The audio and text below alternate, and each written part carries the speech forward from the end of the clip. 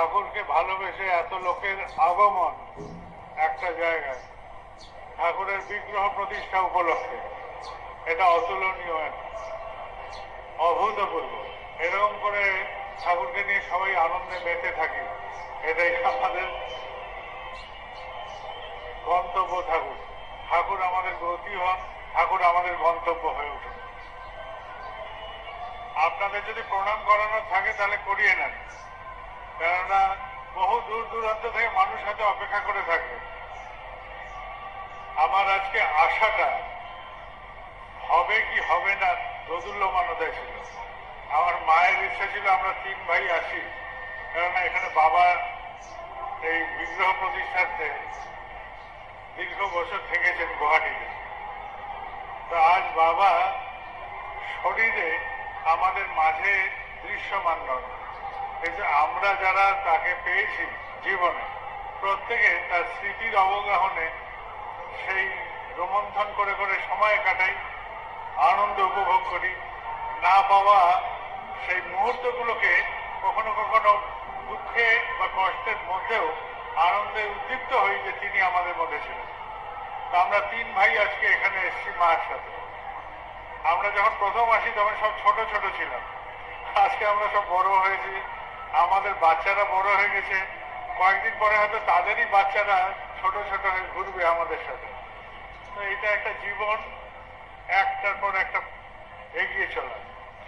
যখন প্রথম আসি গুয়াহাটি শহরও এরকম ছিল না, তখন অন্যরকম ছিল।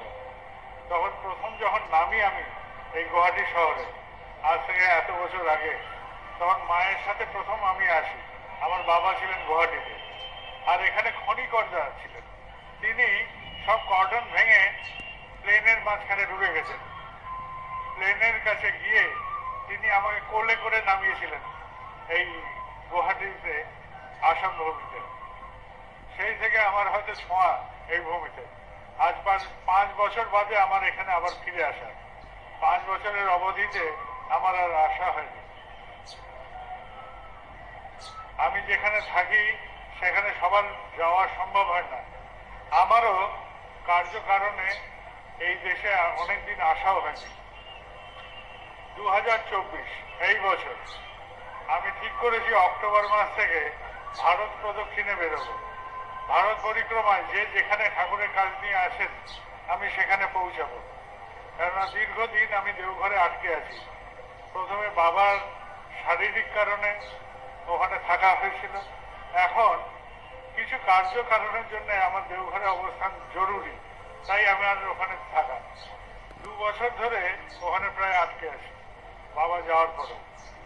সময় কাটছে, আমরাও এগিয়ে যাব। কোনো না কোনো সময় আমি এবার বেরোবো দেশের মাঠে, তখন আবার আপনাদের এখানে আসা যাবে।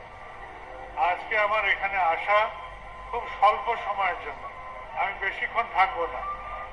আজকে বিকেলেই আমি আবার ফিরে যাব। আমার সাথে আমার ভাই সিপাহীদা এসছেন। গতকাল আমার মায়ের সাথে আমার ছোট ভাই পিঙ্কিদাও এসেছিলেন।